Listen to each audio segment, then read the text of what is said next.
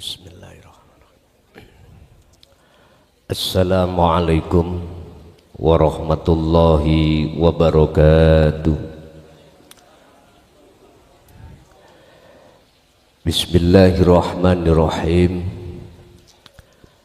Alhamdulillahilladzi anzalal kitaba bil haqqi basiran wa nadhira li futuhi qulubil mu'minina wal mu'minat wal muslimina wal muslimat fi qaryati Kabupaten Malang, Kecamatan Sumber Pucung, Desa Jatikui. Asyhadu an la ilaha illallah wa asyhadu anna Muhammadan abduhu wa rasuluh. Allahumma salli wa sallim wa barik alaihi wa ala alihi wa ashabihi ajma'in. Rabbi shrah li sadri wa yassir li amri wa hlul 'uqdatam min lisani yafqahu qawli. Shadaqallahul 'azim. Amma ba'd. Hadratul muhtaramin, dumateng para sesepuh bini sepuh, para alim, para ulama, asatid wa asatidah, tokoh masyarakat, tokoh agama se-Kabupaten Malang, wabil khusus jamaah pengajian ilmu dinut tauhid, baik yang ada di majelis maupun di luar, kulluhum ajmain rahimakumullah. Puji syukur alhamdulillah, pada kesempatan malam hari ini kita panjatkan ing ngerso dalam Allah subhanahu wa ta'ala kanthi ucapan biqauli alhamdulillahi rabbil alamin,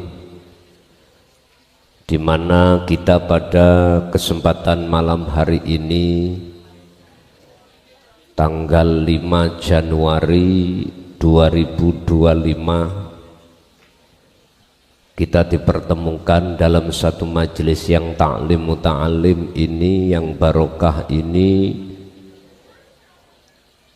Dan untuk malam hari ini kami akan membahas materi kita, bangunlah rohaniyahmu dan jasmaniyahmu. Bangunlah rohaniyahmu dan jasmaniyahmu. Itu Indonesianya.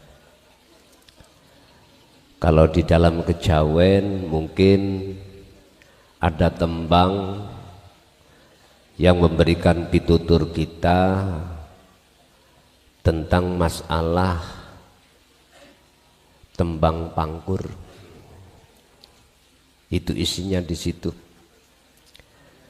Oleh karena jiwa manusia rata-rata, bahkan bisa dikatakan mayoritas,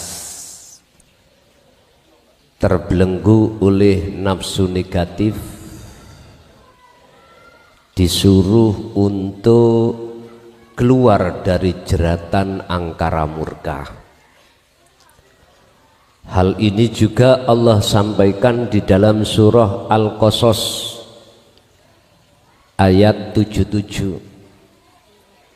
Ini nanti kita bahas dari sisi Qur'annya, surat Al-Qasas ayat 77. Dari sisi kejawennya kita mengambil pitutur di dalam tembang pangkur tadi. Pun pas niki. Bapak Ibu hadirin, sebelum kami masuk di dalam materi, ketahuilah wahai manusia, siapapun manusia, sesungguhnya kita dijadikan Allah sebagai anak keturunan Nabiullah Adam alaihissalam. Itu pasti ruhaniyah kita itu ngalami satu masa di mana nafsu itu membelenggu kita. Saya ulang, siapapun kita manusia yang Allah jadikan dari anak putu Adam, mesti ngalami satu situasi di mana ruhaniyah jiwa kita terbelenggu oleh nafsu negatif. Oleh sebab itu, mutu qoblal maut, lepaslah kau terlebih dulu dari nafsu angkara murka sebelum datangnya satu masa di mana kita itu pasti ngalami, yaitu kematian. Qad khasiral ladina qad aflahal ladina amanu, qad aflahal mu'minuna alladina amanu fi salatihim khasi'un. Qad aflahal ladina amanu, biye surat Al-Mu'minun itu. Qad aflahal mu'minuna alladina hum fi salatihim khasi'un. Berbahagialah bagi seseorang sebelum dia meninggal, dia sudah terlepas dari nafsu angkara murka. Maksudnya ayat secara maknawi di situ. Kalau secara lafdiyahnya, berbahagialah orang yang ketika sholat dalam keadaan bertemu Allah. Tetapi kebalikannya, fawailul lil musallin alladzina hum an sholatihim sahun.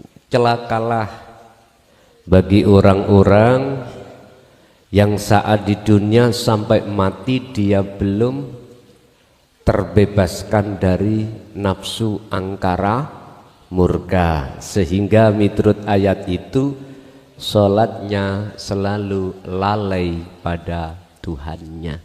Mekaten pun. Bapak Ibu hadirin jamaah rahimakumullah dimanapun panjenengan berada, kita masuk pada materi yang materinya tadi adalah bangunlah rohaniyahmu dan juga bangunlah jasmaniyahmu. Qala Allah Ta'ala, dawuh sapa Gusti Allah fi suratil Qasas, ing dalem surat Qasas ayat 77. Wabtagi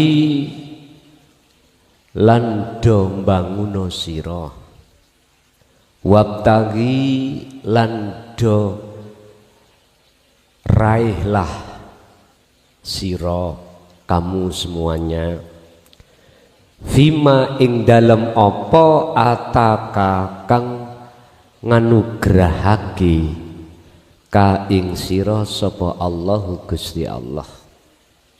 Nganugrahake apa? Darul akhirah, ing urusan ruhaniyah.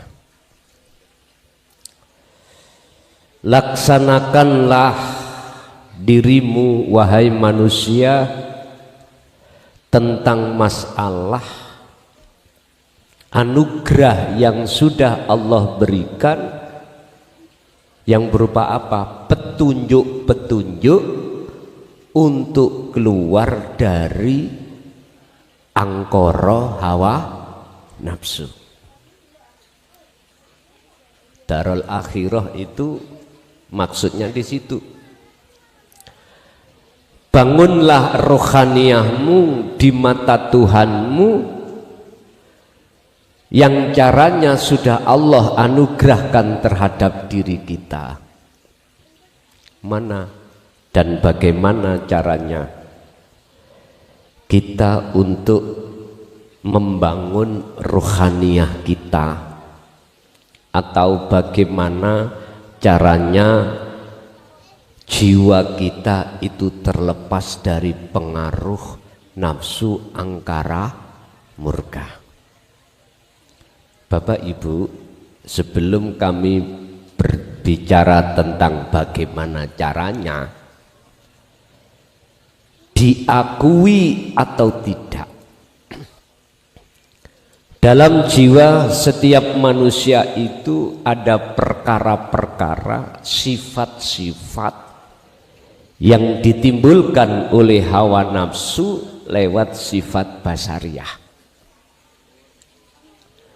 sehingga di dalam hati kita akan muncul, mohon maaf, sifat atau karakter iri, dengki, takabur, riya, dan lain sebagainya, yang kesemuanya sifat-sifat itu masuk di dalam induk dari sifat yang tercela yang disebut sifat basariyah.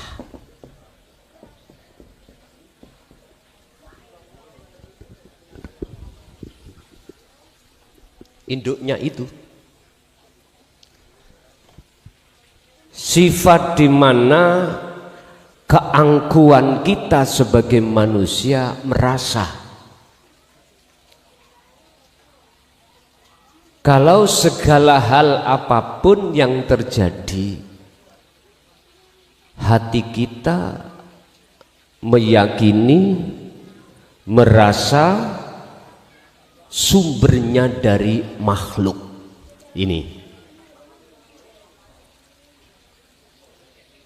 Dan itu bersemayam di dalam jiwa kita, Pak. Makanya jangan heran kalau dalam hati kita ada hasut, iri, dengki, apapun sifat yang tercela ini. Dan inilah cara nafsu membelenggu kita.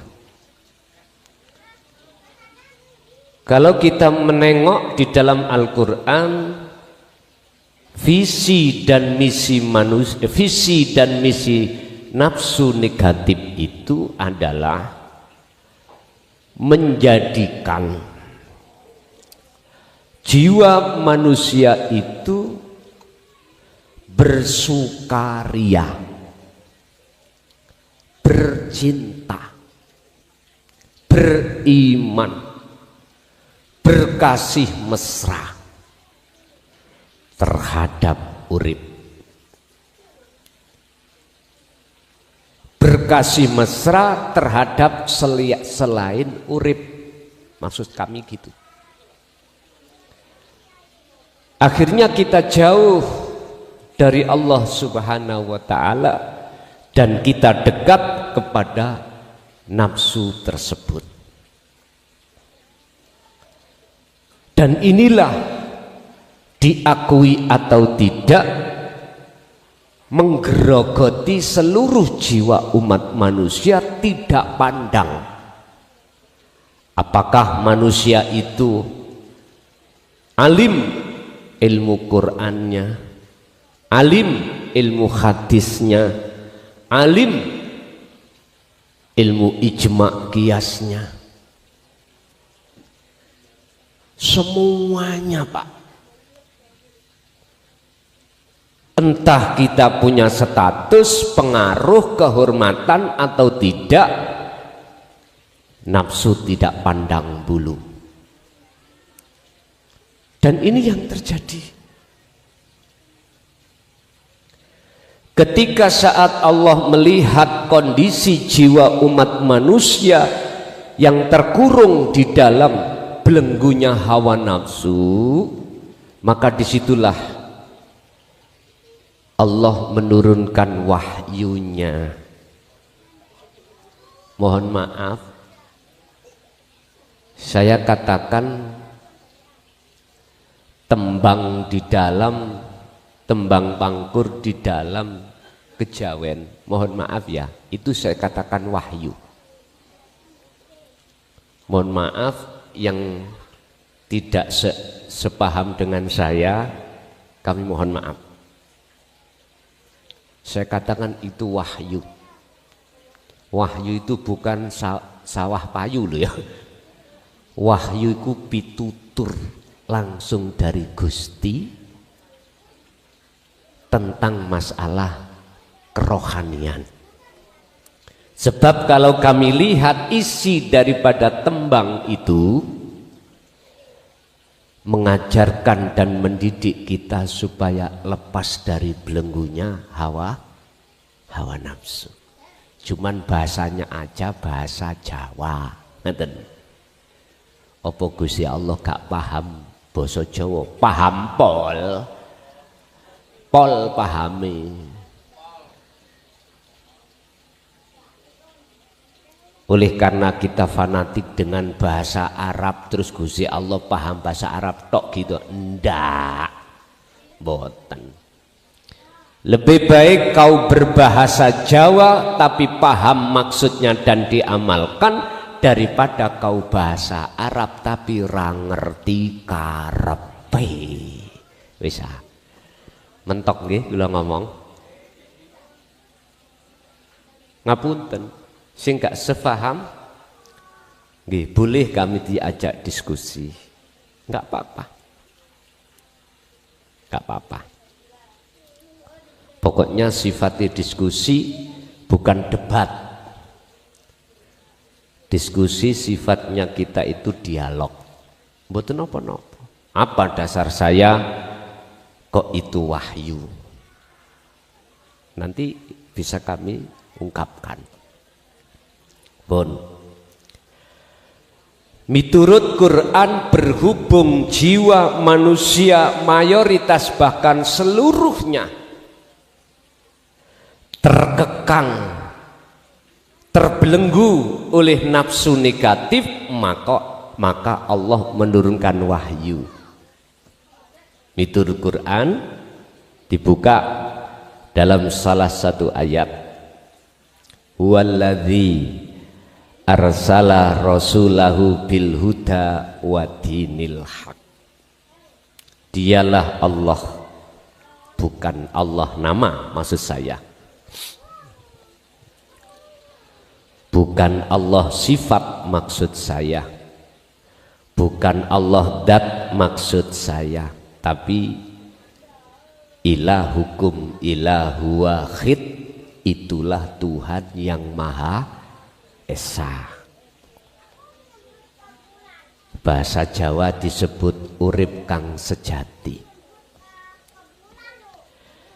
Beliaulah Allah yang menurunkan dan mengutus utusannya untuk membawa petunjuk dan agama yang bertauhid. Lah niki. Apa agama yang bertauhid itu? Agama yang mengajarkan umatnya tentang bagaimana cara mengesahkan Tuhan. Mana ajaran-ajaran yang mendidik hati ruhaniyah jiwa Anda untuk mengesahkan pada Allah. Kalau bahasa Islam, itulah dinut tauhid. Mengapa ini diturunkan? Karena sebab kita masih di masa hati ini menyembah Tuhan abal-abal, menyembah Allah yang bukan esa. Menyembah Tuhan yang belum esa. Contoh, yang dimaksud Allah di dalam surat Al-Kahfi, ilahukum ilahu wahid, Tuhan yang Maha Esa itu Bapak Ibu bukan sebuah nama Allah, Sang Yang Widi, Sang Yang Sekerta, bukan nama. Tapi yang memiliki nama, mana yang memiliki nama itu? Yang Allah sebut Ilahun Wahid, ya di dalam dan di luar diri panjenengan ini.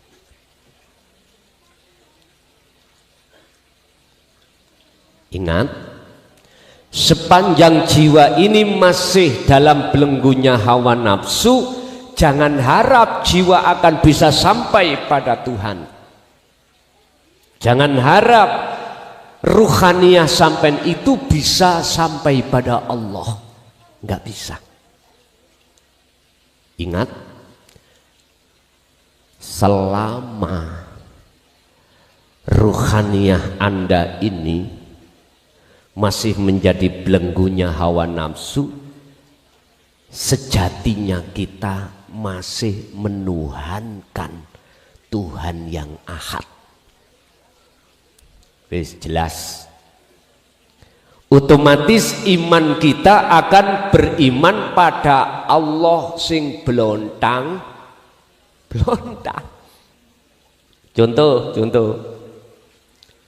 Sapa sing ngaji bengi mang? Oh, klason.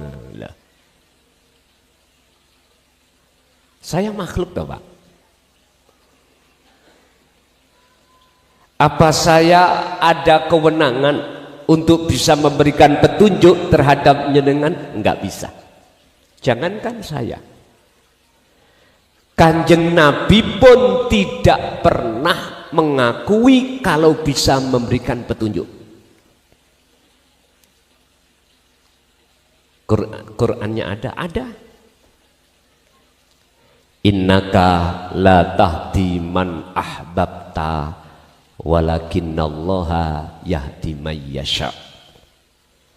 Sesungguhnya kaum Muhammad, langsung lo ini lo ya, gak tember-tember. Kelason iku arek sik wingi umur 31. Ini langsung Rasulullah. Sesungguhnya kaum Muhammad tidak akan pernah bisa memberikan petunjuk walaupun itu terhadap orang dekatmu atau orang-orang yang kau cintai. Nggak bisa Muhammad makhluk itu. Terus siapa yang bisa memberikan petunjuk sehingga jenengan hati sadar pada malam hari ini kalau selama ini kita dolim pada Allah dengan bentuk menyekutukan Allah dengan yang lain, dengan bentuk menyamakan sesuatu terhadap Allah yang hak. Terus siapa? Walakinnallaha lan tetapi utawi Gusti Allah. Saya mengatakan Allah bukan nama, bukan sifat, bukan zat, tapi wujudnya. Iku yahdi kang bakal bisa memberikan petunjuk sapa Allah man ing wong yasha'u kang ngersakake sapa Allah ing man. Terus Allahnya di mana? Tolong Bapak Ibu jangan melihat makhluke klason. Nek ndelok makhluke klason wis tak megelno ati jenengan. Nggih. Megelno. Ati sampean mesti pegel. Kadang-kadang nek gak cocok ya ngamuk-ngamuk. Iya. Potongane kaya celengan Semar. Lho ya lho kaya celengan Semar nih. Celengan Semar. Tapi lihatlah sejatine urip di dalam diri saya. Siapa? Yaitu yang bisa memberikan petunjuk terhadap jenengan. Jikalau jenengan iku beriman kalau yang bisa memberikan petunjuk adalah klakson, nah bahasa Indonesianya klakson, bahasa nasionalnya itu bel. Berarti klakson itu bele motor. Nah, jenengan masih kelebu orang yang menyekutukan Allah.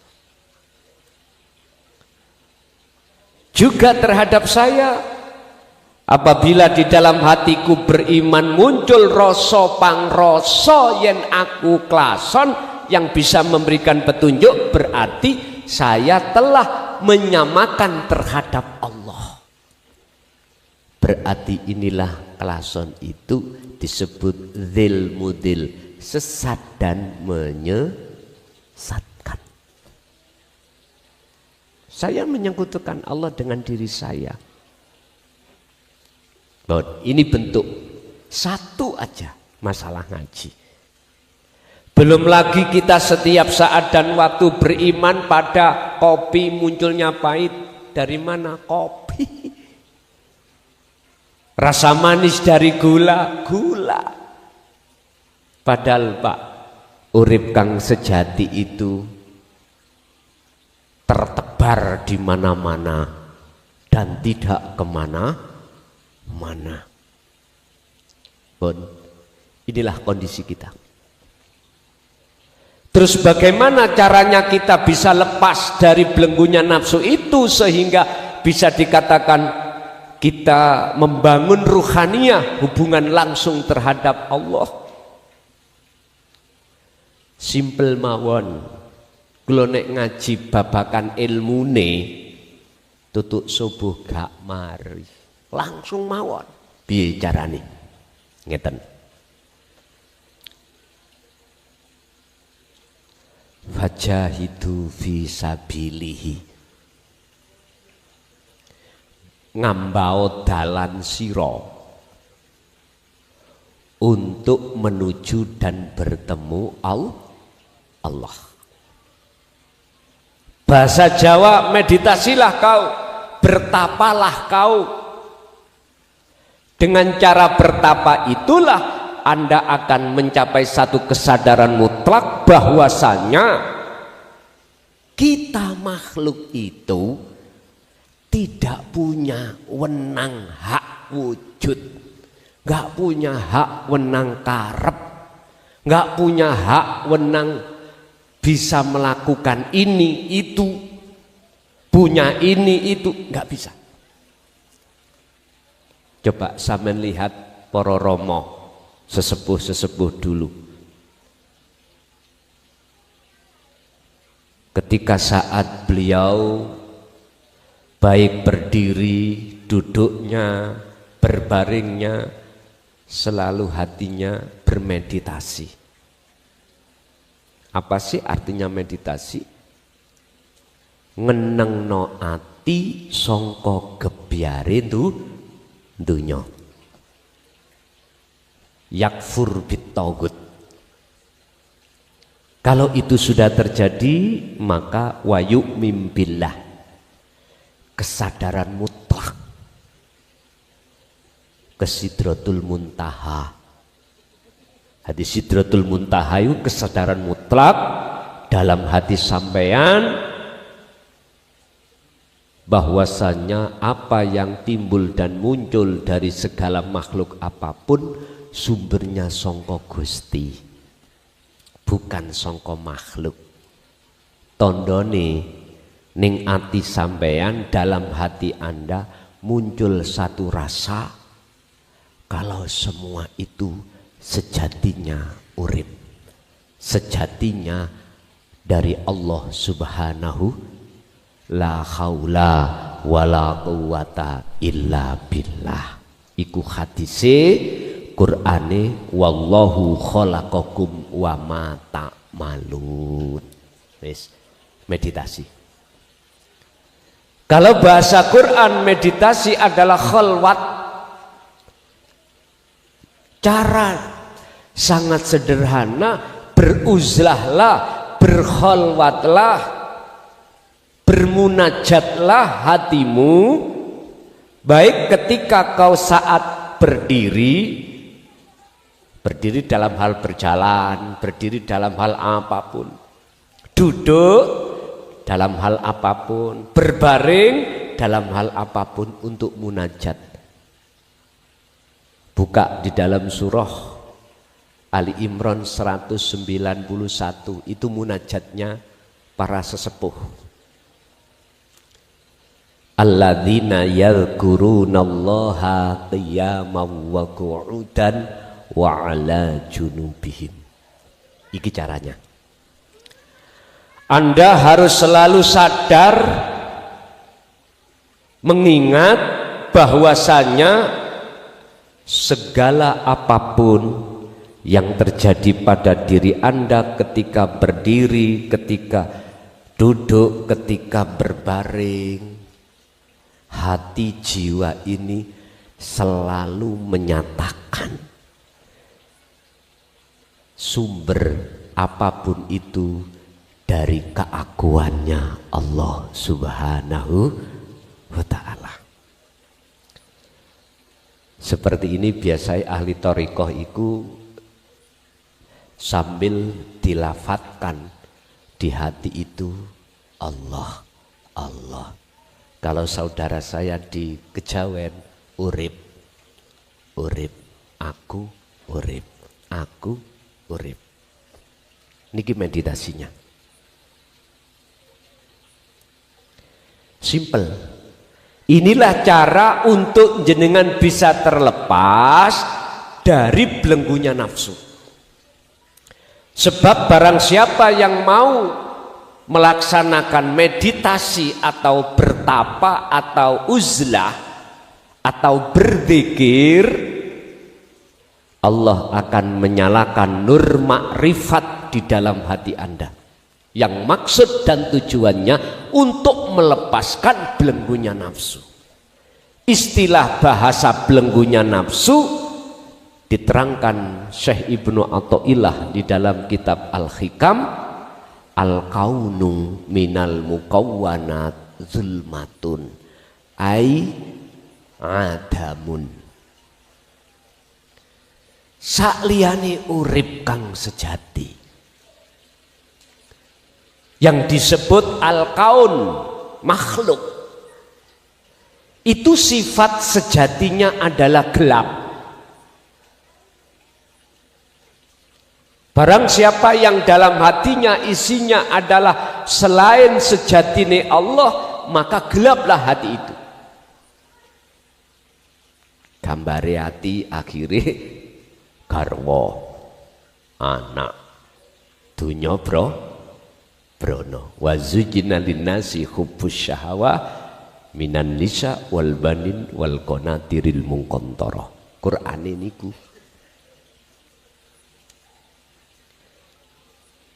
Ini yang menggelapkan hati seseorang. Lah, Allah menurunkan nur makrifatnya, pitutur-pitutur di dalam tembang pangkur tadi. Tidak hanya dibaca, tapi harus dipraktekkan berbentuk bertapa atau meditasi. Dalam Quran, ilmu tauhid itu tidak hanya dipahami aja, tetapi harus dilaksanakan dengan bentuk uzlah, khalwat. Dengan cara inilah Bapak Ibu, satu-satunya jalan jenengan kalih kula niki akan diberikan Allah anugerah, yaitu dengan bentuk pelepasan jiwa dari nafsu-nafsu angkara murka. Sebab yang melepaskan itu bukan kita, Pak. Kita nggak bisa. Yang bisa melepaskan nafsu dari belenggunya jiwa ini hanyalah Allah, bukan kita.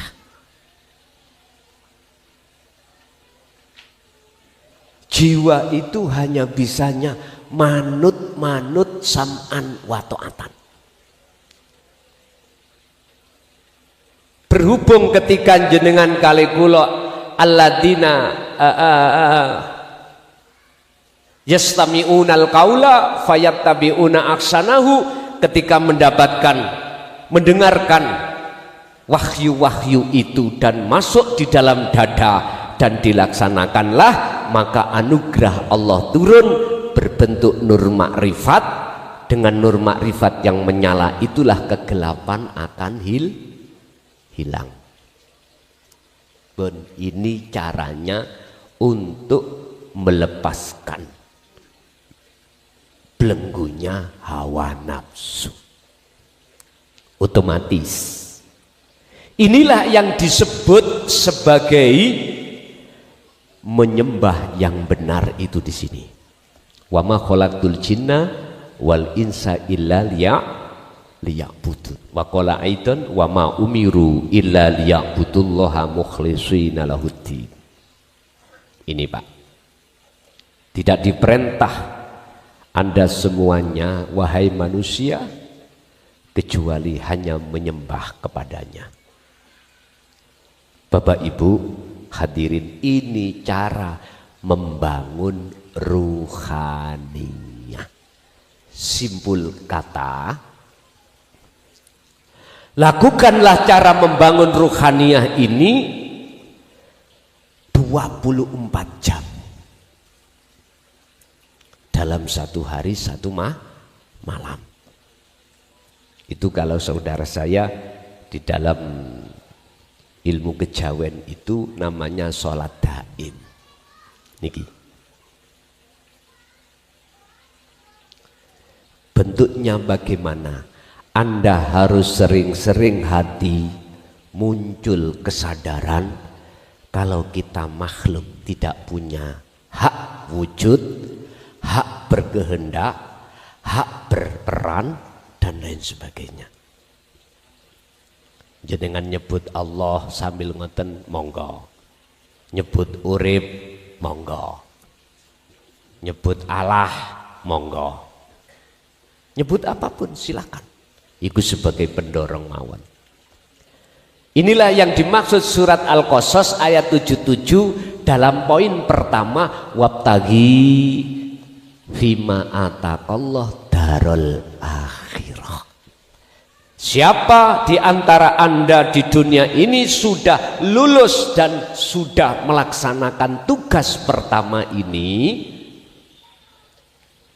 Allah berjanji pasti jenengan sedone husnul khotimah, bagus pungkasane di mata Allah. Percaya nggak percaya bukan urusan saya. Itu yang pertama.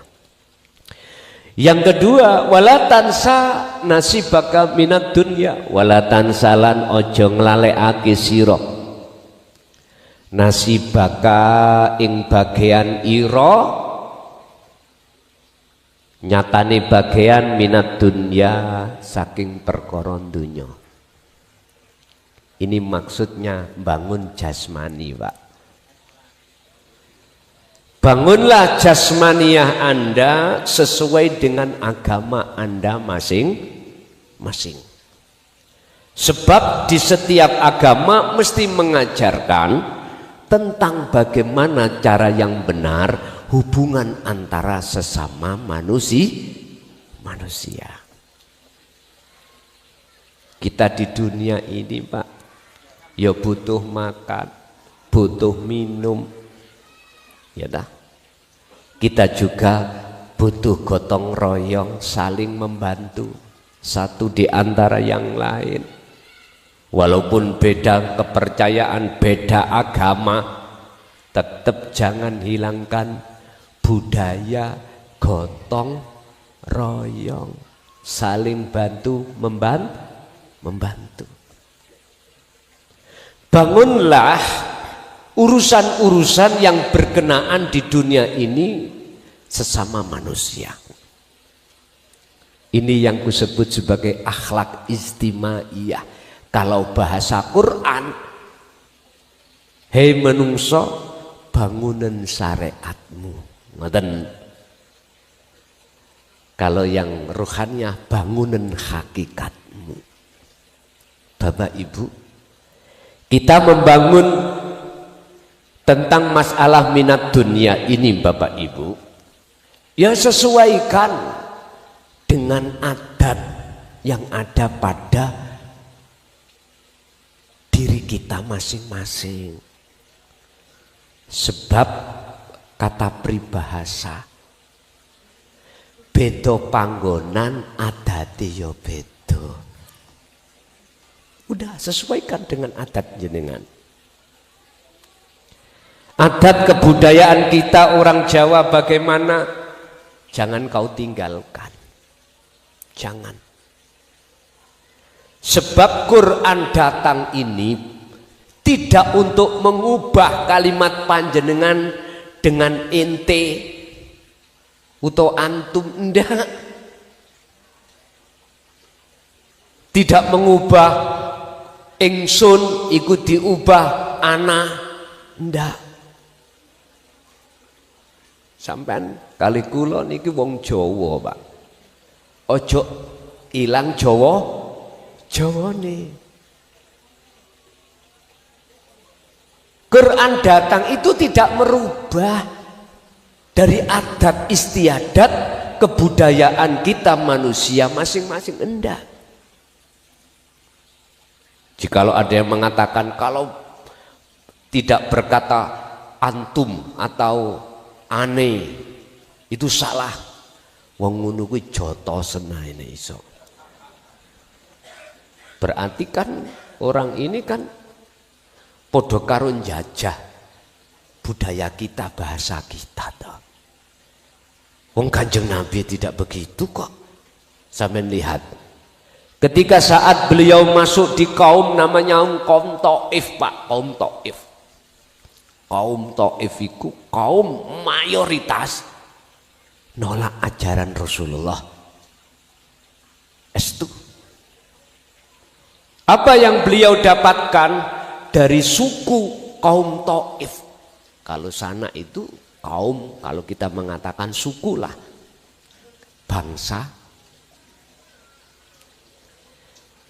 Beliau tidak menerima apalagi membenarkan ajaran Rasulullah, tidak, justru menyalahkan. Dalika Muhammad, dalika dzalalah, dzalalatun, ajaranmu itu gak bener. Nah, ketika saat Rasulullah mendengarkan hal itu, bukan beliau langsung menyalahkan kaum Taif, enggak. Bahkan Bapak Ibu, di saat beliau di kaum Taif niku, beliau mendapatkan tidak hanya cacian makian tetapi siksaan fisik berupa diantem kotoran onta, bahkan dengan batu, sampai malaikat Jibril yang diutus Allah untuk mengawal Muhammad ini gak tego, Pak. Akhirnya mengatakan, ya Muhammad, ya Rasulullah, izinkanlah saya untuk mengambil gunung Uhud ini, tak blekne nanggone kaum Taif. Apa jawabannya Rasulullah? Lah, jangan. Sebab apa? Mereka ini olehnya tidak mau menerima, bahkan menyalahkan karena belum paham. Belum paham apa wahyu yang saya bawa ini. Jadi dulur-dulur kula sing wonten moncopat ya, khususnya kok orang syariat itu belum bisa menerima, sampai maklumi karena belum mengerti. Dulur-dulur kula sing wonten kejawen, jenengan janganlah susah. Ketika saat orang menganggap bahwasanya ajaran jenengan diklaim ajaran yang enggak benar, ojo susah, karena mereka belum mengerti. Itu Pak. Sebab siapapun kita saat menjadi belenggunya hawa nafsu seperti itu. Yukhadi'unallaha walladzina amanu wa ma yahda'una illa anfusahum wa ma yash'urun. Surat Al-Baqarah. Mereka enggak merasa. Kita dulu enggak merasa kalau kita posisi dalam belenggunya hawa nafsu itu kita masih menyekutukan pada Allah. Enggak merasa. Sehingga dikhitabi lewat ayat itu, sesungguhnya kami ini memungsuhi Allah dan orang-orang yang beriman pada Allah yang sejati. Pun nyantai mawon sampean. Niki zaman wis agak berubah. Dulu nggak berani untuk menyampaikan tentang masalah isi di dalam wahyu-wahyu, itu nggak berani, Pak. Karena siapa yang berani menyampaikan langsung ditendang, tidak hanya secara ucapan, bahkan secara fisik.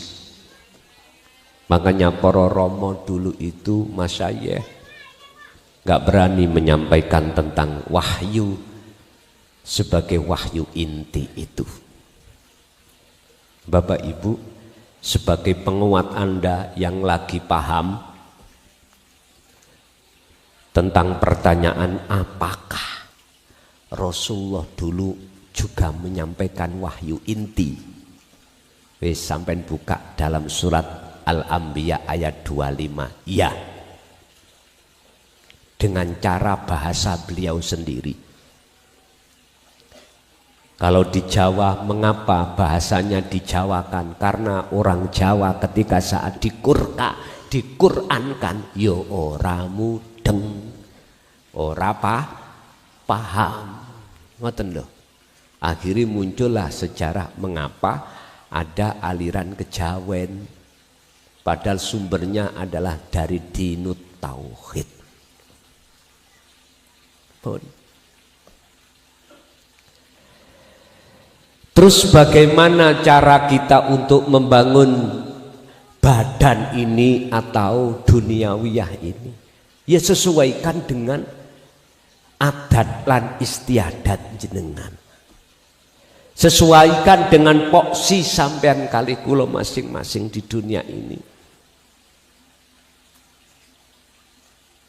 Janganlah jenengan iki dipoksikan di A, wadul protes nang Allah minta diletakkan di B. Di B, ketika jenengan kali kula diletakkan Allah di B, minta di C, jangan. Itu artinya kita nggak punya toto krama. Kalau Ibnu Athaillah memberikan pituah tentang masalah walatan sanasi baka minat dunia, bangun jasmani itu, Pak. Menungso niku cara untuk membangun urusan-urusan di dunia itu ada dua. Ada dua poksi. Ada poksi atau disebut makom. Di dalam kitab hikam itu disebut makom, tempat. Ada makom asbab atau sabab. Ada yang makom poksi yang kedua di makom tajrid. Ini. Sekarang apa makom asbab dan tajrid bisa kami urai secara simpel. Makom asbab itu, Pak, ketika jenengan mencari maisatid dunya, kebutuhan yang ada kaitannya dengan dunia, sebab untuk memberikan pangan, sandang pangan terhadap keluarga, itu dihasilkan dari jasad ini kerja. Nah, ngaten. Iku asbab. Ma'isyatud dunya, datangnya kebutuhan dohir ini, Bapak Ibu, ada kalanya kita ditempatkan Allah di makom asbab, makom di mana sebabnya kita dapat uang karena kerja. Urusan kerja mau macem-macem. Ana kerja sing ngingu toyol. Ngapunten, saya nggak bicara tentang yang dilarang, ndak. Jenengan ada yang kerja sebagai petani, udah nikmati rahmat Allah di dalam tani jenengan. Ada yang kerjanya itu di nelayan, seperti tadi menanam ikan di kolam-kolam. Tadi mancing, Pak. Tadi itu Allah memberikan 5 ayat yang harus kami tulis. Salah satu di antara ini, mengapa Gusti Allah memperjalankan kita tahap pertama belas gak digondol. Lho iku takdir qadhi. Protes enggak ning ati sampai datang Allah atas takdir itu. Kalau jiwa Anda betul-betul memperhatikan untuk membangun jiwa, enggak mungkin jenengan protes. Setelah itu Gusti Allah memindahkan kita di tempat yang berikutnya. Bayuh nawakal Pak. Lah piye wong oleh mancing ning kerambah. Ya Allah. Banyak peserta di situ, ada 2 kapal, Pak. Sing modar iku wong loro. Saya dengan Wak Epret. Wak Epret oleh gindil sitok. Kula angsal kali liyane nawegel. Nuju-nuju mau dapat, padeknya mau ngeneki bolone. Lah, sekarang ayat yang kedua Allah memberikan takdir yang pasti dapat ikan. Piye ati? Jadi jenengan tadi secara langsung atau tidak langsung dihadapkan Allah pelajaran. Senengkah hatimu ketika saat Allah memberikan ikan? Susahkah hatimu saat Allah tidak memberikan ikan? Dan ataukah la farqa bainahuma, tidak ada bedanya? Jawabannya itu di hati masing-masing. Tapi satu kesimpulan, jikalau hati kita, jiwa kita betul-betul membangun hubungan langsung pada Allah, tidak ada bedanya antara dihadapkan takdir qadhi tidak enak, dihadapkan takdir basti sing enak dapat ikan. Sampai ada yang tanya,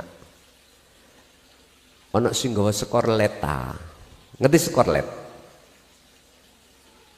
Iku lho Pak, sing murup nok ndukure kambangan niku napa namine? Mbuh ya nika. Biasa iku digawe nek mancing dalu. Lah ngoten nggih, malam. Duka namine napa? Nek dicuklek langsung murup.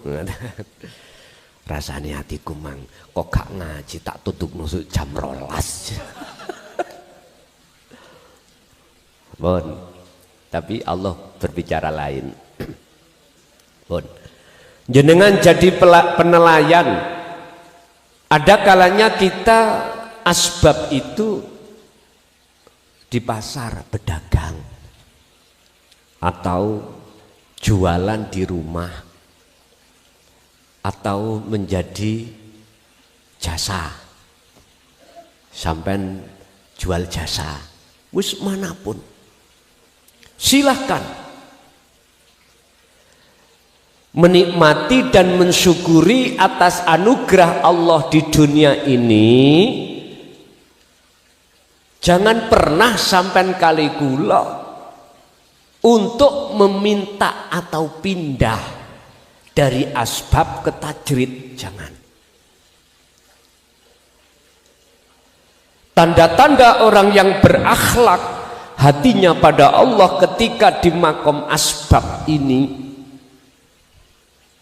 dia tidak pernah menuntut kepada Allah atas segala apa yang dibutuhkan kebutuhan keluarga. Mengalir aja. Pun itu satu. Ada kalanya orang yang membangun jasmaniah badan ini dalam rangka ma'isyatud dunia, mendapatkan kebutuhan dunia, itu diletakkan Allah di makom tajrid. Apa makom tajrid? Makom di mana jenengan ini hanya memegang takwa. Takwa yang ku maksud di sini, jenengan kalih kula niki mboten hanya sekedar tinggalkan larangan, jalankan perintah secara fisik, ndak, tetapi takwa yang sebenar-benarnya, takwa yang disebut ani'budullaha wastanibut tauhid. Jenengan iki duweni takwa atau aurat wirid, yang wirid itu akan memunculkan karomah, yang dengan karomah itu nanti akan nyedot menghasilkan kebutuhan dunia. Berarti jenengan dadi dukun. Pertama, jenengan jadi orang yang dituahkan masyarakat. Walaupun gak dukun, nek dukun itu kan biasanya ada orang minta tolong, jenengan punya aurat, punya wirid, terus jenengan riyadhoi, terus tujuannya hasil. Jenengan mesti digawani gula kopi lah.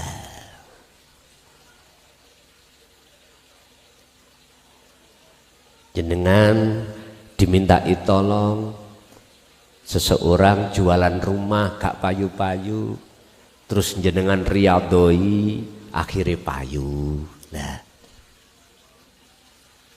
Tetapi hati jenengan itu dikatakan menjaga hubungan dengan Allah, tidak mengaku-ngaku jenengan yang bisa melakukan. Nah ini loh, bon. Terus tanya, kiai-kiai sing gak tahu nyambut gawe niku termasuk tajrid ya? Nggih, padha ae. Nggih, sami mawon.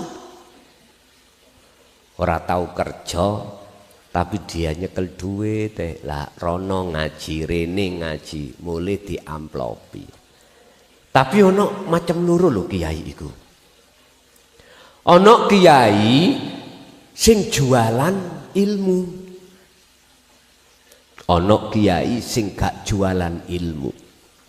Justru dia itu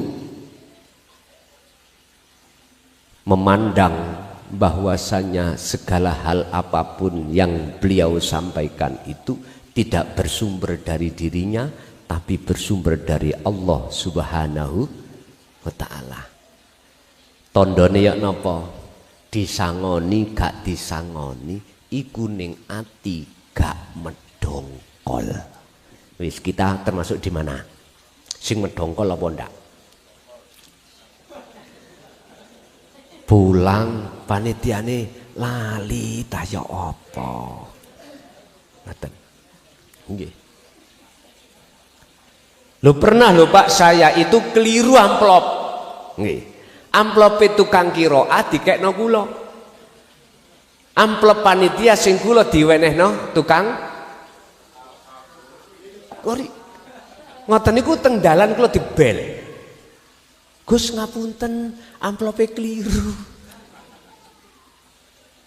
Kalau namung jawab ngeten, ya wis iku rezekine tukang qiraah. Derawetan adoh mriko, Pak. Aduh pokoknya etan, aduh pokoknya. Ternyata apa? Ada rencana Allah baik. Selang berapa hari kan saya ngomong waktu ditelepon, tolong kersane iku ya karena Allah. Ternyata apa, Pak? Allah punya rencana. Keluargane si Kori ini ngendi utang mbenjing ditagih. Lah isi amplope sesuai dengan tagihan. Lho lak lucu nggih. Ya Allah. Ngoten niku. Di makom tajrid apabila jenengan tidak mendapatkan, tidak mau menerima wahyu dari Gusti jenengan dan tidak jenengan amalkan, praktekkan berbentuk sholat daim atau topo atau kholwat, saya jamin mesti hati medongkol. Siapapun kita, ayo ngomong enggak, tak jodosi walaupun jenengan ahli kitab tak jodos. Lho nggih. Ini sudah rumus. Buka di dalam sarah di dalam makalah kitab Al-Hikam, siapapun hati kalau terkuasai sifat basariyah, wis tah nek ketemu gak enak, gak cocok, mesti medong. Aman buka. Barang siapa yang hatinya terkuasai oleh sifat basariyah, maka dia sampai kapanpun tidak akan bisa bertemu Tuhannya. Otomatis nek ketemu gak cocok, hati medongkol. Wong urip kari pisane Pak. Kari pirang tahun sih awak dhewe? Insyaallah. Bapak Ibu hadirin, di antara dua golongan tajrid dan asbab inilah. Ini enggak penting. Yang terpenting adalah ditempatkan manakah jenengan kali kula oleh Gusti. Sing penting ati iki bisa nyawiji terus menyang Gusti. Ditempatkan dimanapun jiwa jasmania sampean iki di makom sabab atau makom tajrid, yang terpenting jiwa Anda ini membawa akhlak ilahiyah. Akhlak ilahiyah. Apa? Adab tata krama jiwa ini terhadap Allah. Mana tata krama ni? Gak ngaku. Pun titik.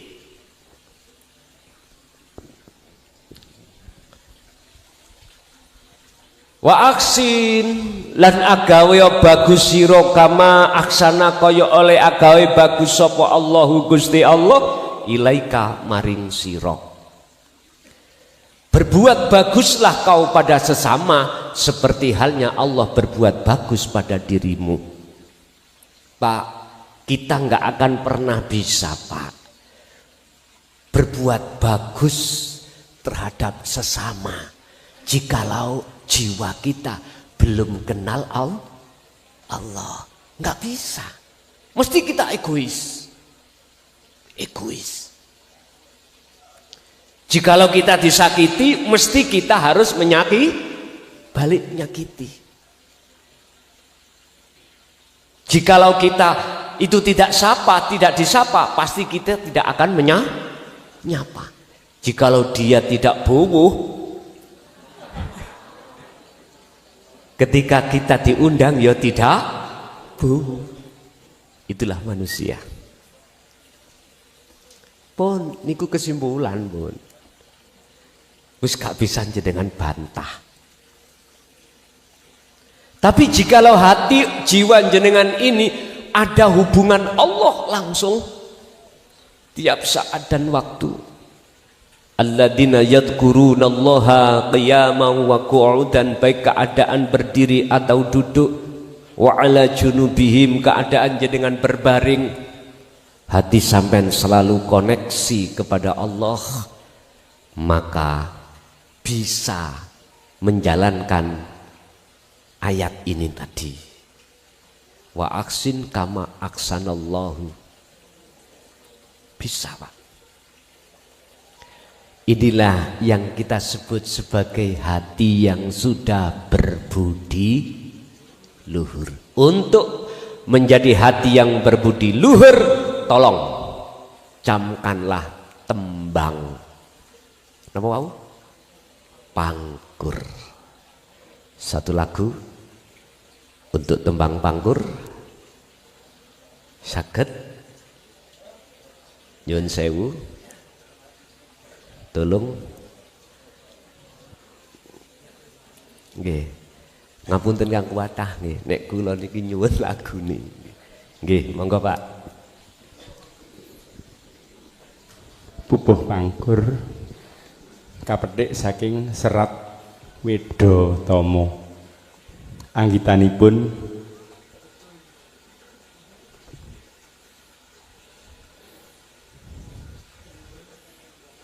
Gusti Mangkunagara kaping sekawan.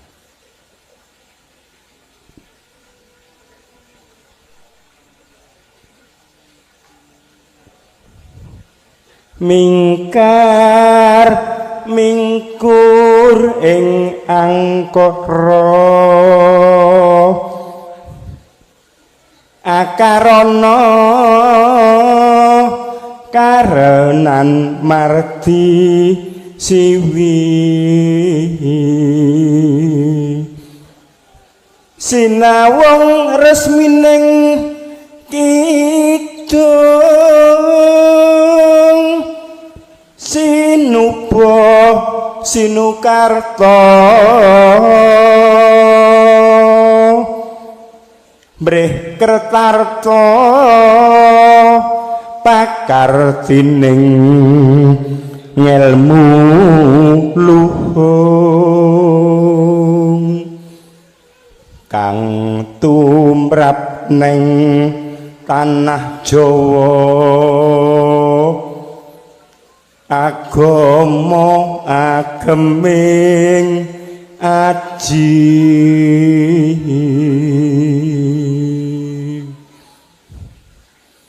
jinejer neng Wedhatama brehtan kemba kembenganing pambudi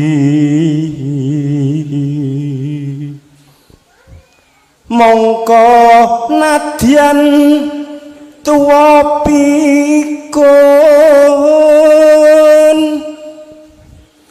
yen tan mikani rasa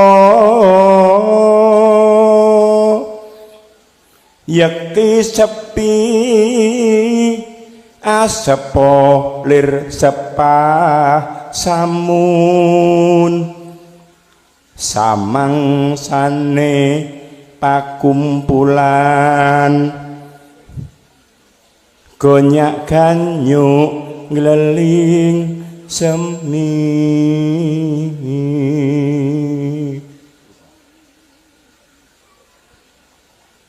kalih padha Gus.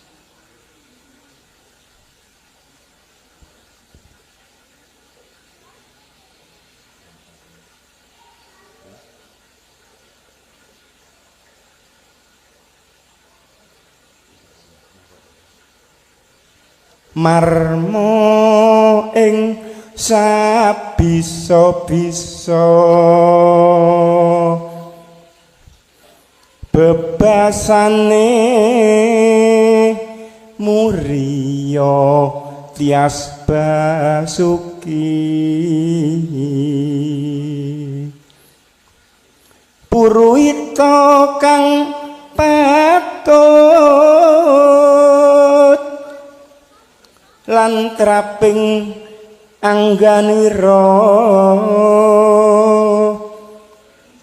ana uga angger ugering kaprabon abon ing panembah kang kambah ing siang ratri. Semanten Gus. Matur nuwun. Matur suwun. Jikalau jiwa jenengan untuk bisa mencapai jiwa yang berbudi luhur, ringkas kata, idfin wujudaka fi ardil humul, fil ardi humul, mendemo jeru nafsu angkara murka baik rino lan wengi baik siang maupun malam. Caranya sholat daim harus dipegang teguh. Basa Qur'ani zikir kesadaran diri bahwasanya segala hal apapun itu wujudnya Allah harus sampai pegang terus. Faqadistam saka bil urwatil wuthqa lam fisawmalaha, pegang teguh. Dengan cara inilah Bapak Ibu, hatimu, jiwamu akan menjadi hati jiwa yang makrifat alias bertemu Allah. Dengan beginilah Bapak Ibu akan menjadikan jiwamu yang berbudi luhur. Ya ayyatuhan nafsul mutmainnah, irji'i ila rabbiki radiyatan mardiyah. Wahai jiwa yang tenang, kembalilah kau pada Tuhanmu dengan tulus, ikhlas, ridho dan diridhoi. Mengapa jiwa ini kok disuruh Allah kembali? Karena sebelumnya jiwa kita itu belakrak. Isruha minggat.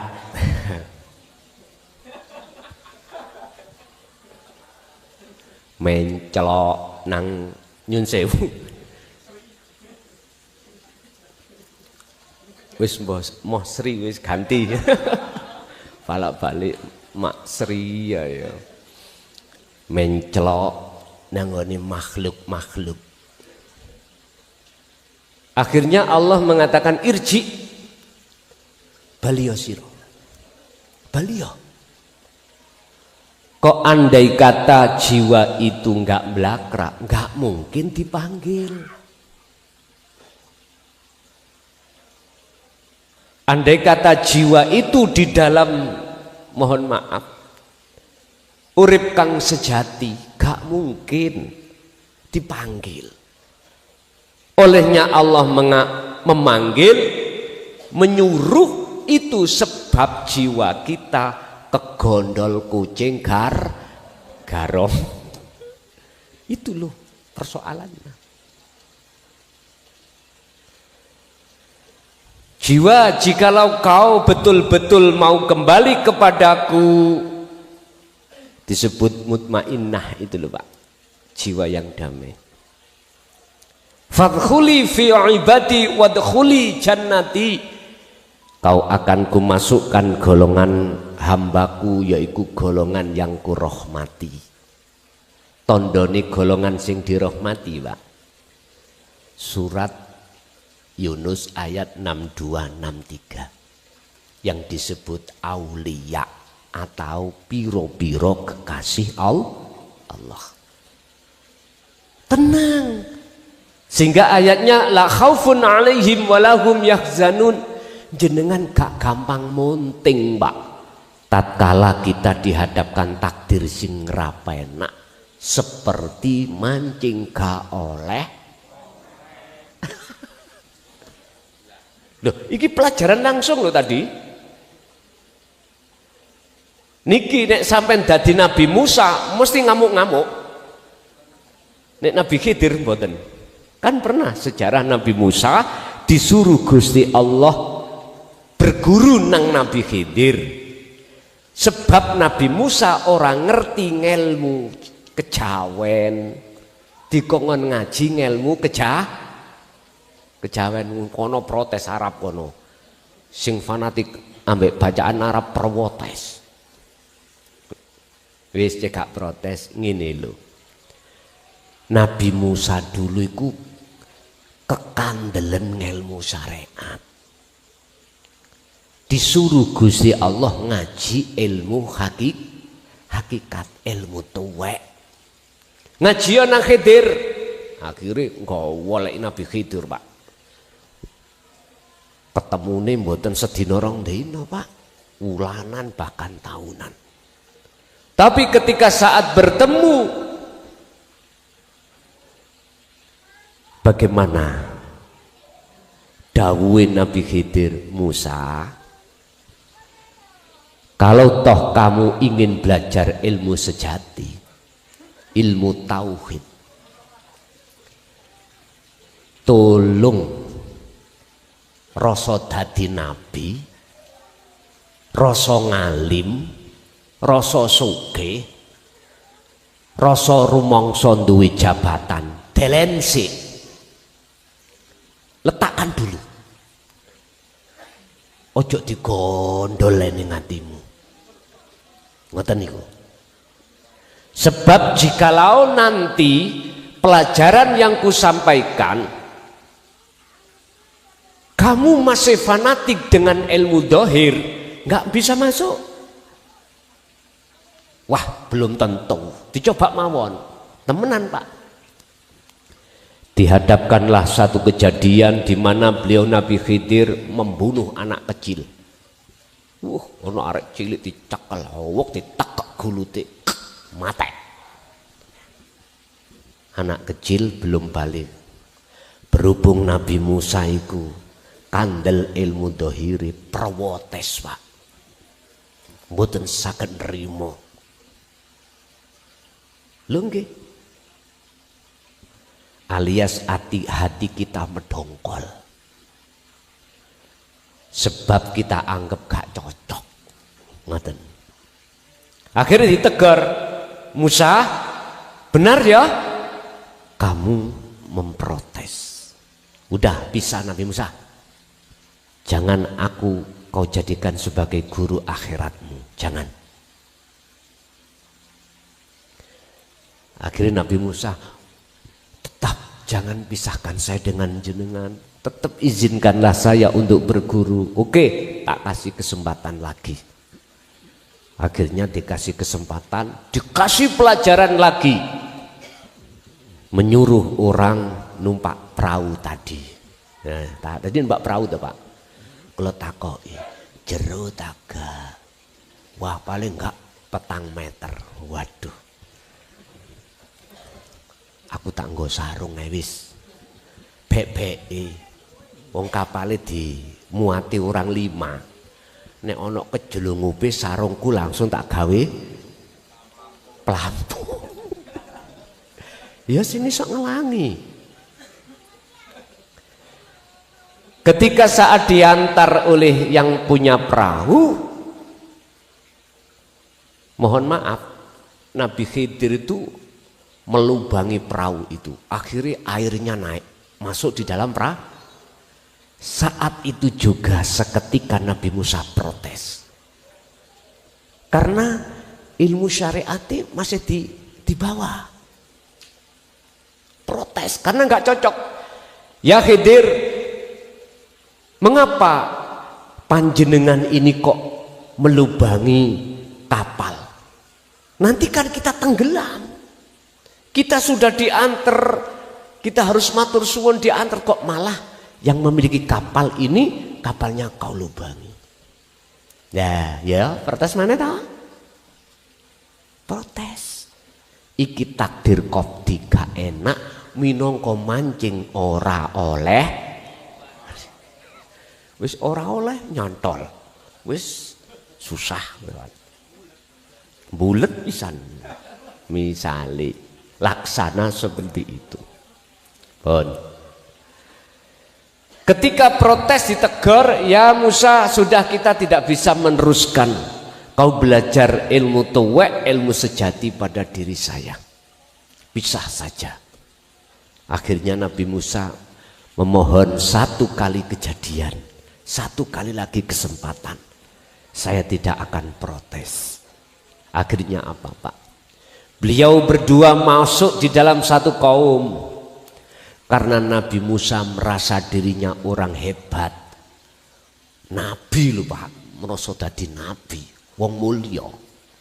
Lah kok kaume lho mboten ngurmati Nabi Musa atau beliau berdua. Nabi Khidir aman-aman saja hatinya. Nabi Khidir ya benar. Orang-orang tidak memuliakan saya karena saya makhluk. Memang nggak boleh. Yang punya sifat mulia itu hanyalah Allah. Betul sudah. Iki hatinya Nabi Khidir. Beda dengan Nabi Musa. Merasa saya nabi, orang yang harus dimuliakan, harus dijamu dan lain sebagainya. Tapi fakta di lapangan kaum tidak menghormat, kaum tidak menjamu. Langsung Nabi Khidir itu melihat ada pagar yang mau roboh, beliau tegakkan lagi. Nabi Musa nggak mau, proteslah Nabi Musa. Akhirnya Pak, Nabi Khidir menjelaskan, Musa, protesmu pertama, anak ini jikalau tidak kubunuh, besarnya nanti akan mengkafirkan kedua orang tuanya. Iku syariati, hakikati, faktulu anfusakum. Jikalau Anda tidak menenggelamkan rasa keakuan kita sebagai makhluk di bumi humul, maka mohon maaf, nafsu itu akan mengkufurkan jenengan pada Allah. Maksudnya di situ. Faktulu matenono siro kabeh anfusakum ing keakuanmu. Ngoten lho niku maksudnya. Syekh Ibnu Athaillah memakai makalah idfin mendemo sira wujudaka ing wujud irahe makhluk menungso fi ardil humuli ing dalem bumi humul. Artinya jenengan harus kembali ke asal jenengan. Asal kita tidak ada, Pak. Betul? Adanya sebab diadakan yang ada. Berarti ada jenengan iki seakan akan ada. Jikalau Anda ingin tahu sebetulnya siapa yang ada, kembalilah ke asal. Asal kita tidak ada. Kalau kita sudah meniadakan hati dalam hati kita, keakuan kita yang wujud, maka yang wujud itu adalah yang ada, baik secara batin maupun secara dohir. Wal awal wal akhiru wal dohiru wal batin. Manakah wujud Allah batin dan manakah wujud Allah dohir? Jawabannya, jenengan nek wis fana, wujud jenengan mesti akan Allah beritahu terhadap hati jenengan. Sebagai ilmu saja, surat Al-Hadid ayat 3, wujud Allah batin iki lho. Wujud Allah dohir dunya saisi proteso karepmu. Aku wis mentok. Akhirnya antara dohir dengan batin la farqa bainahuma, nggak ada bedanya. Nek sampean wujud batin sik saged diterima, wujud dohir hetah. Mosok sik Gusti Allah koyok telo. Misale ya toh. Tadi kan sudah saya katakan, selain wujud Allah yang disebut wujud makhluk itu sudah tiada. Yes. Semuanya ukurannya adalah hidayah. Anda akan protes manakala jenengan niru Nabi Musa. Wis siapapun jenengan pasti protes, siapapun kita. Yang kedua, mengapa kapal itu saya bolongi, saya lubangi? Karena di belakang itu ada begal atau bajak laut. Daripada kapal ini jatuh ke tangan bajak laut, saya tenggelamkan. Nanti kalau bajak laut dia itu sudah ngalih, kapal ini bisa ambil kembali. Artinya apa, Pak? Setiap hari jenengan kali kula melewati thariqah, melewati jalan. Lah jalan itu ada kendaraannya. Apa kendaraan jenengan? Apa syariat sampean? Apa thariqah jenengan? Nyun sewu, jeneng salat, jeneng mangan, iku thariqah, iku jalan. Ilmu yang jenengan pahami tentang salat, tentang makan, kerja dan lain sebagainya, itu sebuah kendaraan. Tinggal tujuan sampean kali kula salat, makan, kerja itu apa? Ruhaniyah hati sampean itu apa tujuannya? Hanya satu tujuannya adalah menembah. Anda akan bisa menjadikan jalan ini sebagai fasilitas bertemu terhadap Allah. Manakala jenengan iki sudah dididik hati ini dengan ilmu sejati atau ilmu tauhid.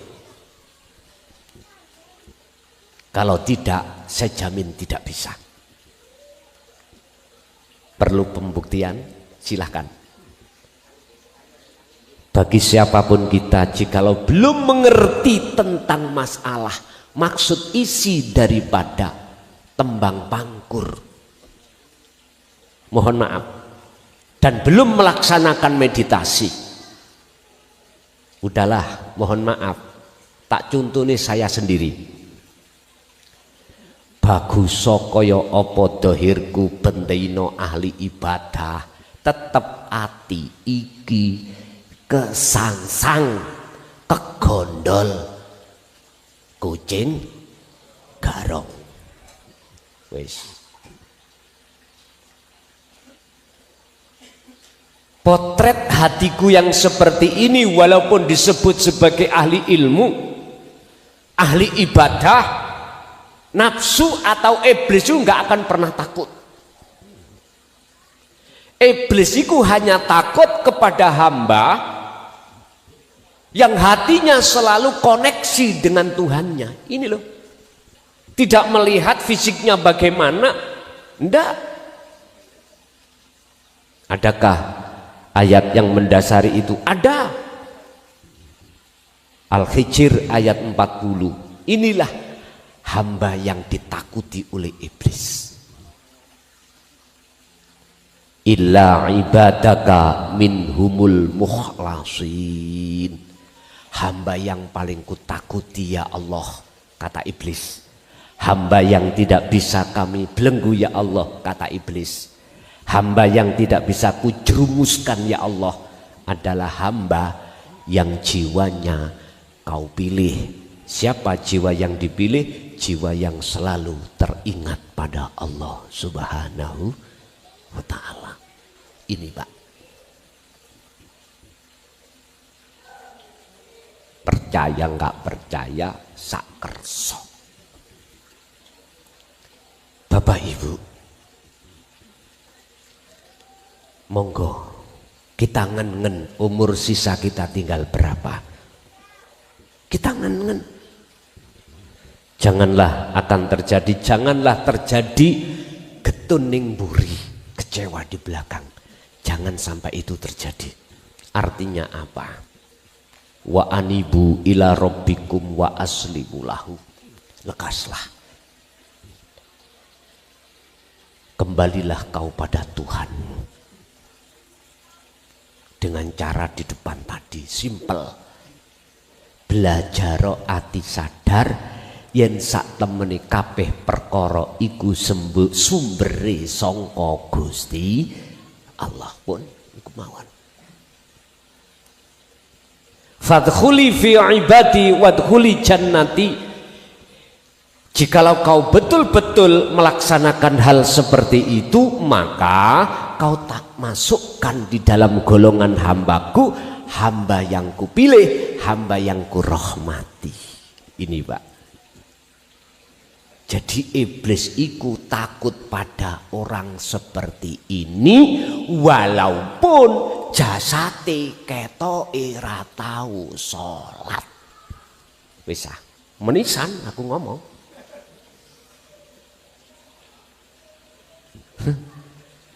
Jenengan nek niru Nabi Musa mboten ketemu.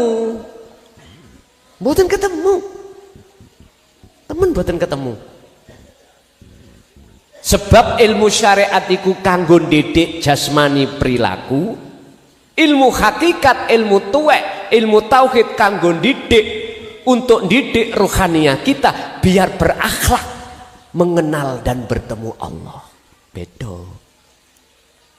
Dan ini nek sampean campur, waduh, tabrakan. Makanya Nabi Musa itu sebagai contoh selalu protes terhadap Nabi Khidir. Sebab apa yang dihadapkan Nabi Khidir itu adalah pelajaran langsung ruhaniah. Yang ketiga, mengapa yang namanya pagar ini saya dirikan? Jikalau ini dibiarkan akan roboh, jikalau roboh di situ ada harta warisnya anak yatim piatu. Anak yatim akan dipurak, apa dipurak ibu? Diroyok itu, direbut oleh orang-orang yang tidak berhak. Makanya saya dirikan. Nanti kalau sudah jatuh waktunya, boleh itu haknya anak yatim. Artinya apa Pak? Ngeten loh.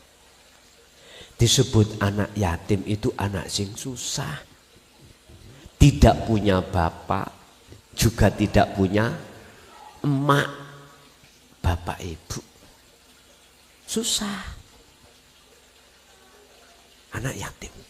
Artinya kita itu loh Pak, sebetulnya ruhaniyah kita ketika terbelenggu oleh hawa nafsu bisa saya katakan sebagai anak yatim. Anak yatim. Susah terus sampean. Ning dunya susah, apalagi di akhirat. Buktinya, susah iku ning atiku selalu panas. Hati selalu tidak ada ketenangan, ketentraman, selalu khawatir, gelisah. Coba jangan anggap orang yang kaya raya itu mboten gelisah. Proses sinten? Gelisah, bentuk gelisah, takut melarat, takut jatuh takut. Berbagai cara dia lakukan tentang bisnisnya karena dia takut bangkrut. Padahal dia nggak sadar yang membuat dia kaya siapa, yang membuat mereka miskin ya siapa. Hatinya nggak bisa menjawab. Karena didominasi oleh nafsu, aku, merasa akunya. Jangan dianggap orang yang punya jabatan itu mesti enak, bahagia. Takut Pak, takut kehilangan jabatan. Mbuh takut itu diperiksa KPK, entah takut ikut diperiksa. Mohon maaf, kalau tingkatan jabatan ning desa, kepala desa itu BPK atau inspektorat atau kepolisian. Greges. Sumpah gitu. Satu sisi kita butuh uang banyak, ada kesempatan. Anggaran dana setiap desa bahkan mencapai kisaran 1 M lebih koma. Kayak tok Pak, barang enak. Tolah-toleh kanok sing ngruh dilempit. Carane ya napa? Proyek yang saya garap di titik 1 menghabiskan miturut RAP itu 100 juta. Semua apa bentuknya di situ tidak menghabiskan 100 juta. Tak sunat sih. semen 10 bal, dihitung. Koral sing mestinya berapa tak sunati, tapi laporannya tetap sesuai dengan rap. Ayo, makanya pingin guru merguru nang aku mesti paham nih carane tak duduno, tapi resiko nih tanggungan dewe. Lu estu. Dan kita akan diselimuti atas kesalahan-kesalahan kita ketika ada surat panggilan. Madeg pak ning ati. Mangan rapenak tururane nyak tumpakane ro dampan jenengan sing gak eruh mesti ngomong, "Oh Pak Lurah enak nggih. Mbok tumpakane ae ro daem." Jare lurahe, "Mbokne ancuk." Aku asli niku. Wah, karo to sampean? Sawang sinawang. Lho. Greges Pak ning ati. Lho, Imang kok iso ngono, Mang? Ya apa, Imang? Ngapunten keblajuk. Lho, estu Pak. Sampeyan nek gak tau dadi lurah ya gak iso ngrasakno. Nggih. Kami itu setiap tahun itu, Pak, mesti ada pemeriksaan. Pemeriksaan dari anggaran yang sudah pemerintah kucurkan di setiap desa termasuk desa saya. Ada beberapa sumber dana ADD, DD, BKD. Ada di situ. Ya Allah Pak. Nanti ada dana hibah macam-macam. Ingin mahir berguru nang aku. Tak duduni. Nyuwun sewu. Ternyata ketenangan jiwa itu tendensinya tidak di ketika saat kita mewah duniawi ya. Enggak. Tetap kita masih gelisah. Apalagi golongan kita yang miskin gak ada yang dimakan. Bisa nyolong barang. Loh estu. Bapak Ibu, selagi hati kita jauh dari wahyu sejati, siapapun kita masih gelisah. Tidak ada rasa hati ini ketenangan, gak pernah. Apabila di dunia ini terus menerus kita masuk dalam neraka ini neraka, maka di akhirat pun juga seperti ini. Estu. Kalau nggak percaya buka di dalam surah Al-Baqarah 257. Ada dua golongan yang ketika dia di dunia itu jiwanya itu sudah berbudi luhur. Allahu waliyul ladina amanu yukhrijuhum minadh-dhulumati ilan nur. Dia tidak mengalami kegelapan tapi mengalami terang benerang. Yang tidak, artinya yang hatinya belum berbudi luhur, hatinya belum makrifat pada Allah. Walladzina kafaru awliya'uhumut taghut yukhrijunahum minan nuri ilal zulumat. Yang terjadi adalah kegelapan. Ngarakno menungso oleh karena manusia itu nggak pernah mati ya Ben. Si gak percaya. Padahal Gusti Allah sering memberikan nasihat, sering memberikan contoh langsung kita alami. Itu ketika kita walaupun kaya raya ataupun kita itu punya pengikut ribuan, mesti ketakutan. Apa ketakutan kita? Pengaruh kita hilang. Takut ditinggal jamaah. Estu. Takut nggak punya pengikut. Itu bagi kita yang punya pengaruh. Takut Pak. Sampak-sampak memframing ya, atau menyumpai terhadap jamaah kita biar nggak keluar. Kalau kamu keluar kualat. Bahkan ada yang mengatakan murtad. iku sebetulnya mereka takut kehilangan pengikut. Nek coro klason kenek sampean tes.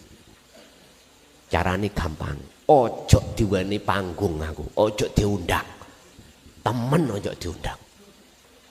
Huk diwai wis prei ojo ngundang. Aku tambah seneng. Temen tambah seneng. Bendino iso kelon. Ya toh? Lho iya Pak, ben iso kelon. Nutak-nutuk jarine bapak. Lah nggih. Nggih mohon maaf. Enggak ada sempatnya Pak saya, Pak. Apalagi garwa kula lagi hamil niki. Nggih pun hamil 8 bulan. Wis kari jebrot itu.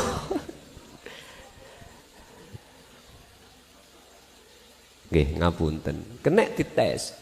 Siapa yang sudah mengundang ini sampai September Pak saya ini. Undangan yang saya terima pada saat 2024 minta 2025 kadung sudah saya terima.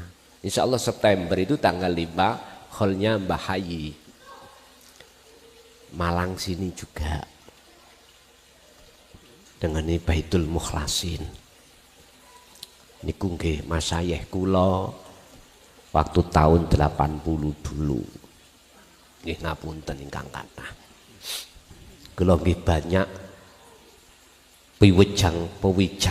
wejangan-wejangan sangka beliaunya walaupun secara tidak formal. Kula hanya disuruh untuk nemoni tamu. Mboten dikengken kholwat, gak apa. Teko-teko disuruh untuk nemoni tamu. Tapi di situ banyak pelajaran.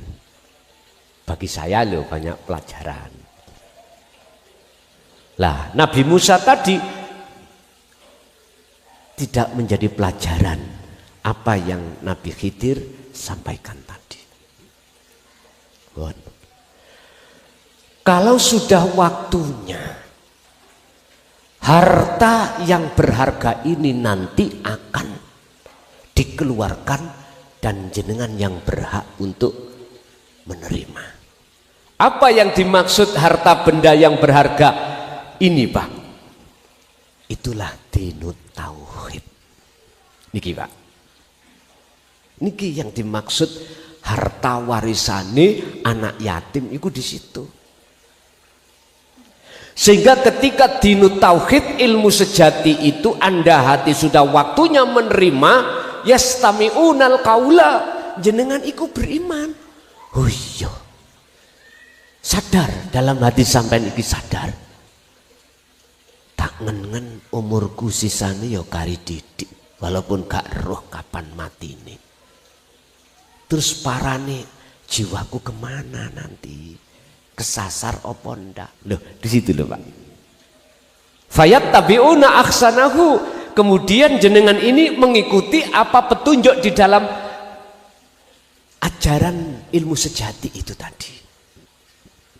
Dilaksanakan. Romo memberikan mendidik.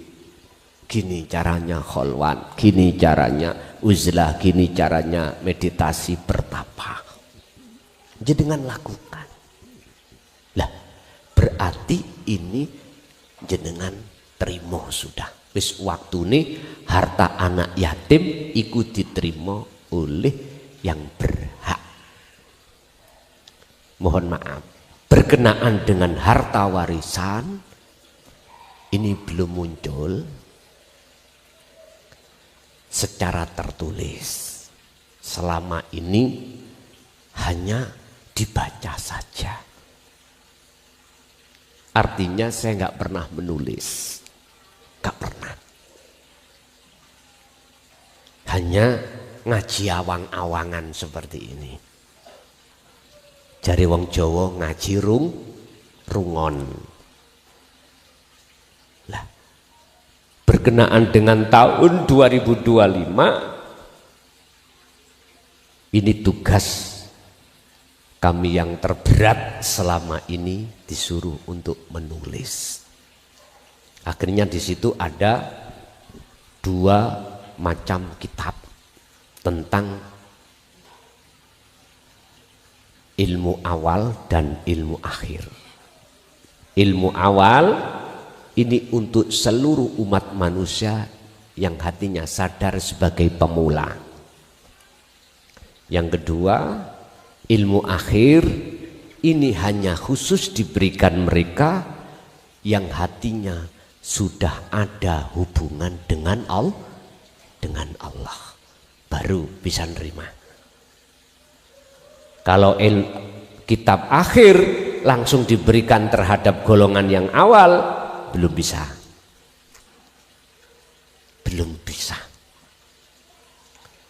Inilah laksana Nabi Khidir memberikan pelajaran terhadap Nabi Musa. Nabi Musa selalu nolak. Akhirnya berpisahlah antara Nabi Musa dengan Nabi Khidir. Kesimpulannya Pak, sampean diletakkan jasmaniah ini dalam rangka tidak meninggalkan kebutuhan dunia alias kerja, wis nganut mawon, diletakkan mana. Sing penting di situ adalah hubungan rohaniah sampean langsung pada Allah dijaga. Ini namanya darul akhirah. Cara menjaga, ya ayyuhalladzina amanu dzkurullaha dzikron katsiron fasabbihuhu bukratan wa asila. Surat Al-Ahzab ayat 41 dan 42. Wahai orang-orang yang beriman, ingatlah kau pada Tuhanmu, pada Allah. Urip iki artinya ingat, hati sampean muncul satu kesadaran, sing wujud iku Allah. Yang punya kehendak hanyalah Allah. Yang berperan hanyalah Allah. Dengan proses Anda bisa gerak sebab digerakkan oleh urip. Anda bisa sampai di sini itu sebab dikesinikan oleh Allah. Jikalau dalam hati sampai tidak ada ruh, jiwa, nggak mungkin jasad bisa kesi. Siapakah roh itu? Wis jawaban dewi. Anda akan paham kalau sudah di akad. Oh tiba, enggak akhirnya. Bapak Ibu, pun itu aja yang perlu jenengan camkan dalam hati.